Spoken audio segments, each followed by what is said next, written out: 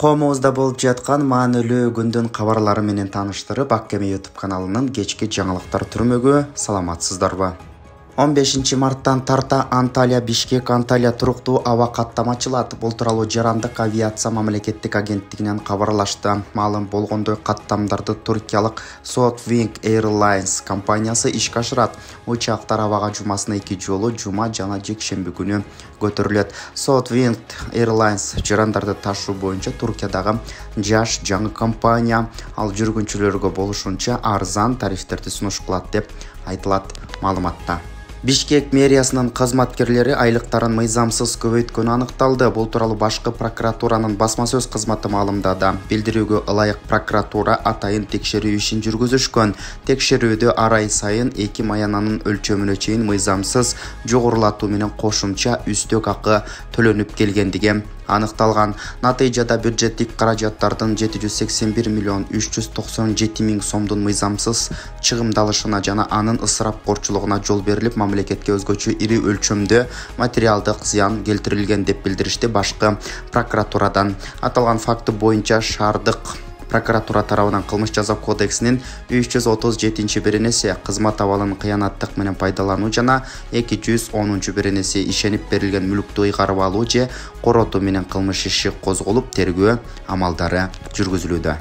Орусиянын футбол союзу футбол боюнча Орусия курама командасын Борбор Азия футбол ассоциациясынын КАФА биринчи чемпионатына катыштыруу боюнча сүйлөшүүлөрдү жүргүзүүдө.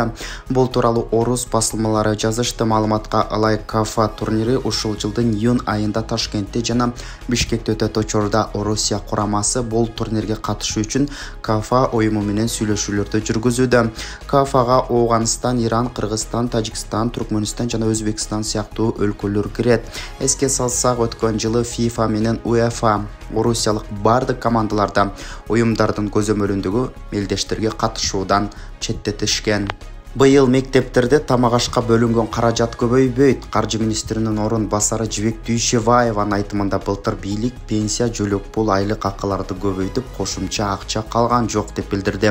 Мектеп окуучуларынын тамак ашына чыгашаны 20 сомго чейин көтөрүү кийинки жылга пландалууда.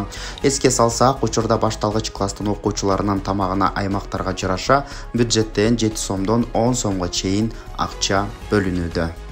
Кыргызстанда орточо айлык акы 29.912 сомду түздү. Ушул жылдын январь айындагы маалымат менен Улуттук статистикалык комитет бөлүштү. Мекемеде белгилегенде 2022 жылдын январь айына салыштырмалуу эмгек акы 41%дан ашыкка өскөн.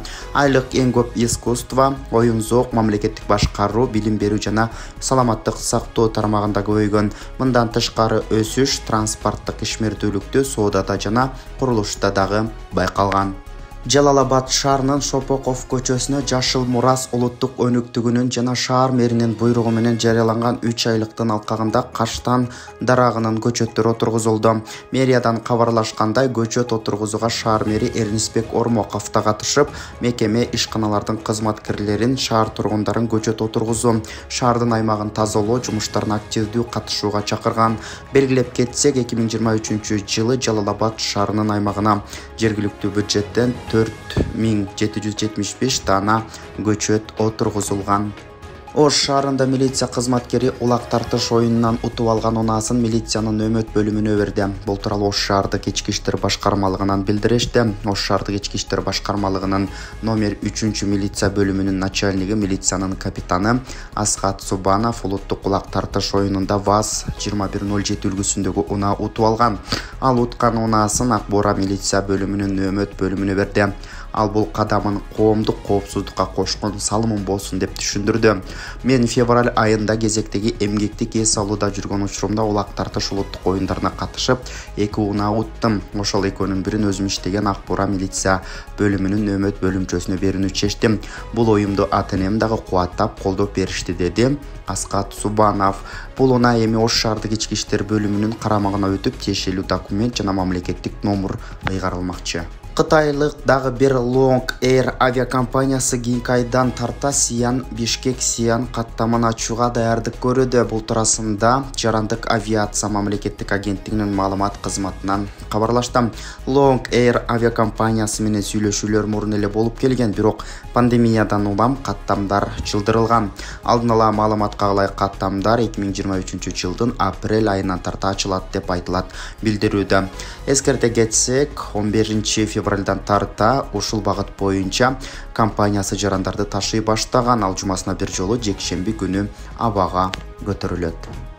Күнүбүздүн маанилүү делген кабарлары мына ушулар болду. Ак Кеме YouTube каналына катталып, күндүн маанилүү делген жаңылыктардан биринчилерден болуп кабардар болуңуздар. Лайк басканды унутпай, башкалар менен бөлүшүңүз.